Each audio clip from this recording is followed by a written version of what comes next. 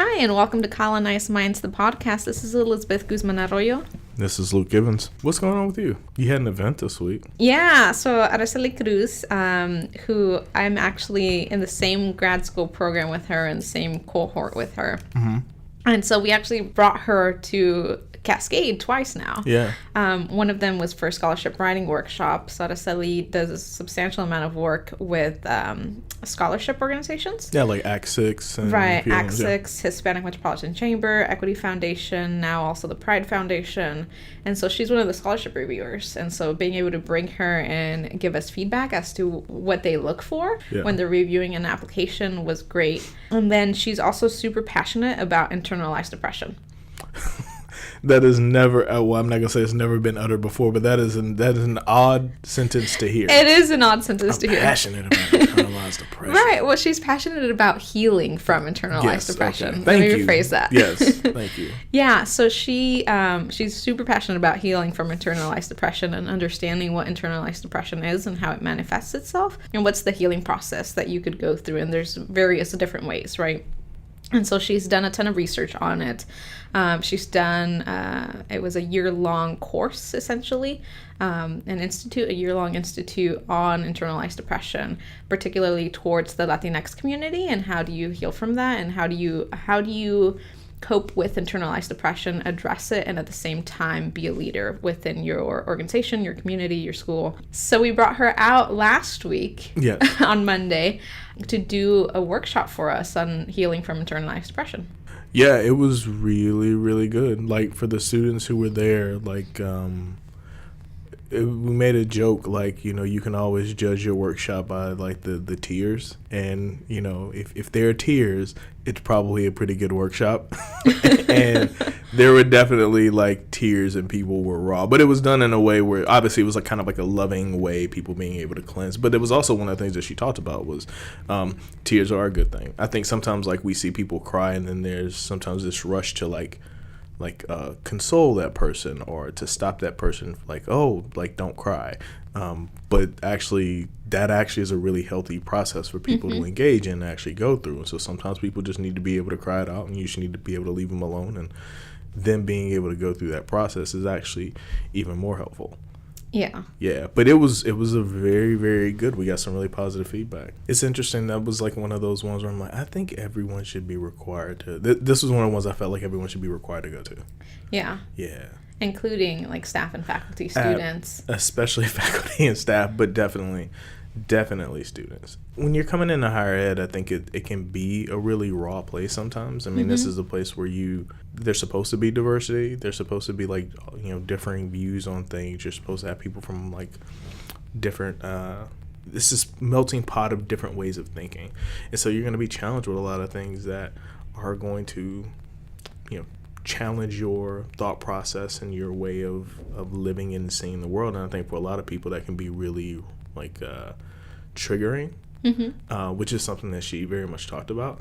And so I think it would be healthy if folks could go through some type of process, whether it's workshop or whatever it is, but for folks to be able to go through something that would help them understand that is a part of the process, and then give them healthy ways of being able to deal with being triggered, as opposed to what I think we do is we kind of go like, oh, let's just not trigger people. Well, you don't know what's going to trigger someone. So yeah, I can try. I don't want to intentionally trigger someone, but I also think it's important that we're helping people understand what to do if they've been triggered. Yeah. Yeah. So, and that's why I really, really like this, because I do think, and it was only an hour, right? I imagine what an entire course would have been, but I think having students and faculty and staff go through something like that to help them deal with being triggered, I think would be really beneficial. And there was something that she said that was really powerful, and it was how people spend a good part of their adult life, like, I'm gonna muck this up, but attempting to repair the damage that was done to them as children. Right. And so every time someone is triggered, every time someone, gets upset about something, in a lot of ways, it's because of something that may have happened in their childhood that wasn't resolved in a healthy way. And so that just kind of lingers on into adulthood. And so just imagine how different things would be if people as children were able to handle those things in healthy ways as children, so that they don't have to worry about, or not have to worry about, but they're not affected and traumatized in the same way as adults. Yeah, it's definitely like I agree with you. I think everyone should take at least a workshop. But again, a workshop is only an hour long. This is this is a year-long course. Yeah. But even just that like initial interaction with the topic and engagement with the topic, I think could make quite a bit of a difference. Which is cool, and we're getting a lot of good feedback. We're getting a lot of good feedback on Black Excellence, hashtag Black Excellence. Yes. That's also been really, really interesting. Yeah, that's been really great.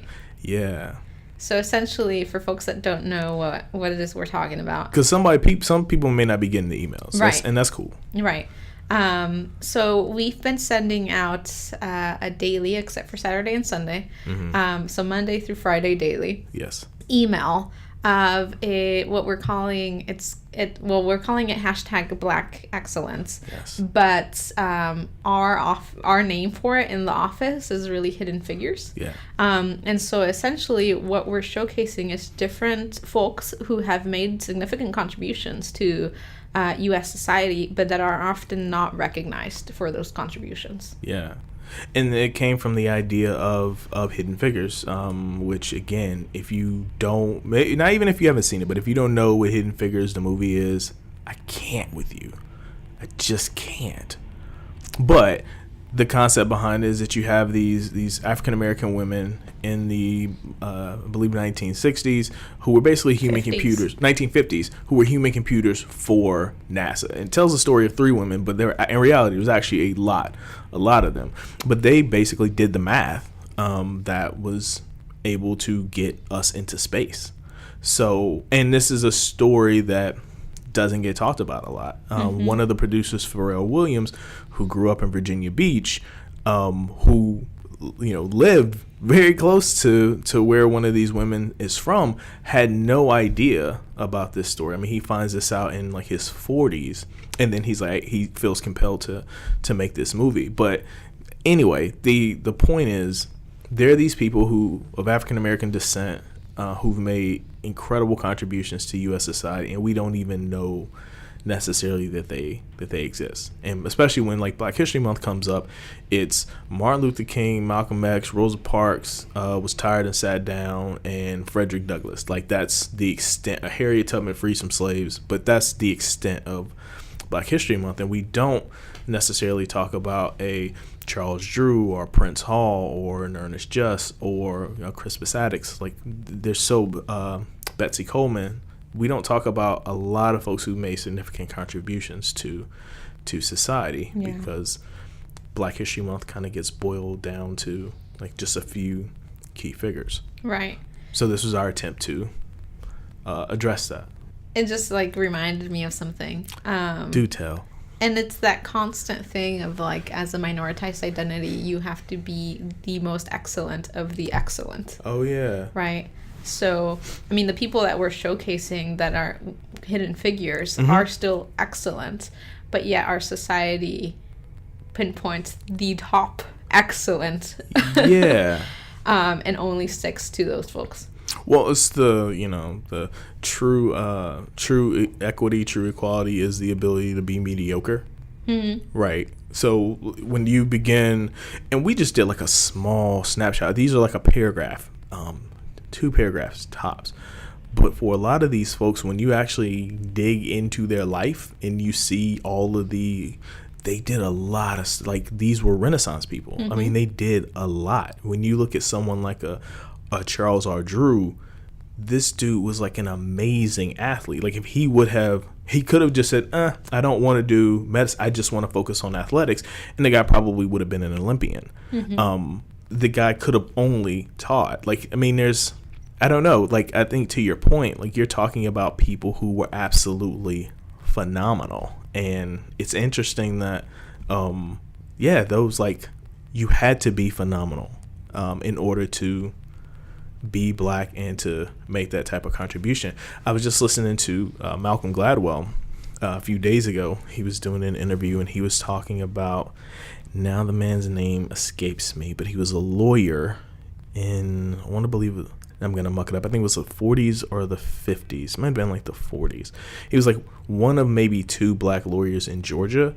And when he had times where when he was in court, he would have judges literally turn their back on him. Like they're on the stand and they turn their back because they don't want to be talked to a black lawyer. And so, and he's one of the only ones. So obviously he has to practice a degree of temperance. He has to be able to be kind of keep his cool in the face of this type of stuff. Like it takes an extraordinary degree of self-control and intelligence to be able to still practice, right? Mm-hmm. while being in a room full of white folks who in Georgia who don't particularly care about you and who are openly disrespecting you. You've got to be a brilliant person to be able to do that with an incredible degree of self-control, right? Yeah. And the average person doesn't get to do that. But part of the reason he does it, of course, is because he realizes this is kind of the cross he has to bear for right now. If he's able to do that, it'll make it easier for folks who are coming afterwards, right?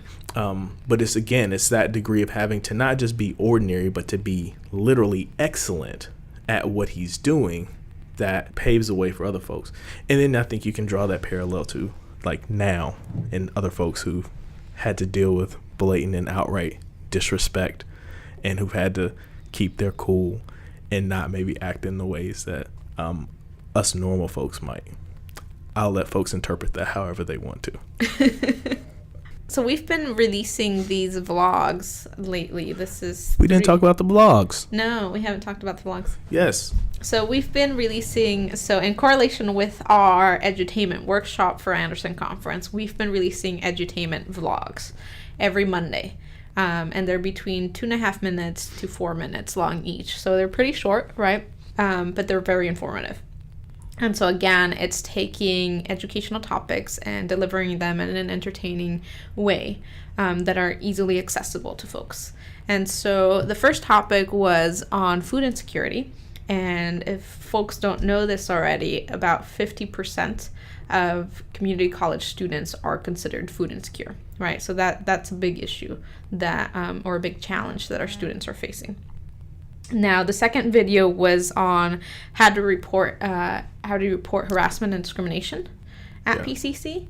That one has gotten the most views thus far, near 200 views within just 1 week. Okay, so before we close out for the show, because we're running a bit out of time, we did want to take some time to introduce our new program specialist for the Multicultural Center, Briana. So she's here with us today. Yes. Hi there. And so if you could just introduce yourself, let folks know what it is that you do within the department and whatever else you want to say. Yeah, absolutely. So I'm Briana, the newest member in the Multicultural Center. I'm finishing up a graduate studies program at Lewis and Clark. My pronouns are she, her, hers. What else do I need to say? This can be cut. Yeah. Okay. So for folks that just heard that, we right before you came in, we were talking about Araceli, who you also know, great. And how we were in the same cohort together for our grad program. So Brianna's in the same program. She's just a cohort ahead of us.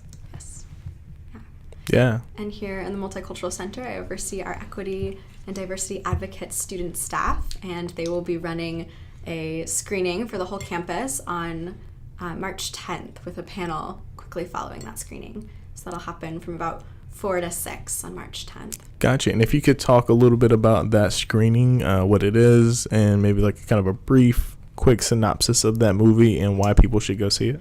Yeah, absolutely. So Do Not Resist is about police brutality and a militarized state, and so it's pretty politically apt right now and always. So our equity and diversity advocates were wanting to screen it for the community as we sort of delve into this political moment and stay conscious and woke about what's going on in the world around us. Yeah, depending on what continues to happen in Chicago, it could be very poignant. If you don't know, they are sending federal troops into Chicago. Yeah, so just throwing that out there. And so anything that What's something that people should know about you? Something that people should know about me. I'm a relationship builder. So if you are in the student union and want to come pop in and say hi, grab tea, hang out, meet, that would be awesome. I'd love to meet you all. Briana's very, she's the cheerleader. She's like the pep person. So on the team, like if you need something like moved, physical activity, like, so she's not going to do that, but she's going to be there to cheer you on and give you moral support. Yeah, if you need a sign made, if you need somebody on the sidelines to tell you how strong you are, I'm emotionally and motivationally strong. She's all about that. Physically, less strong. Yeah. So for folks that are listening to this has been an ongoing conversation within What our department. What are you talking about? So it's not just a random thing that we're saying. So it all started when I had mentioned that I was getting ready to look for another place to move to, and how much I really hate moving because of the amount of work that it takes into it. So Briana kindly offered to help. And then 2 seconds later said, but I'll be there to cheer you on, not with the physical labor. Yes. Just trying to be truthful about my limitations. Yeah. Before, like, the day comes, Briana shows up. She's like, oh, no, I wasn't actually going to lift anything. No. Yeah. Yeah. Maybe that toaster over there, but that's the extent of my physical activity. Honestly. If you have some folded clothes. Yeah. Not in a box. Pillows. One pillow at a time. Yeah. No. But no, we've got Briana on the team. It's great to have her. It's great to have her. Yeah. This work is getting done. Yeah. I'm so happy. Yeah, for a bit there, it was just Luke and I. Yeah, and we literally were looking like, yeah, some of this ain't getting done. Yeah. It was like, there's a lot of work, and some of it's just not, some's getting cut. Yeah, some of this is not going to get done. But no, we have Briana now, and Briana is able to take on a lot of that work. So, yeah. And then Fabiola and Alexander. So we're growing, and then we hired Brian and So for the folks who don't know, everybody who loves those the edutainment videos, that's Brian.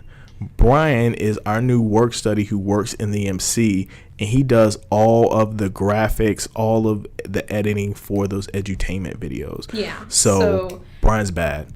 Well, I think that's all of our time for today. This has been Luke.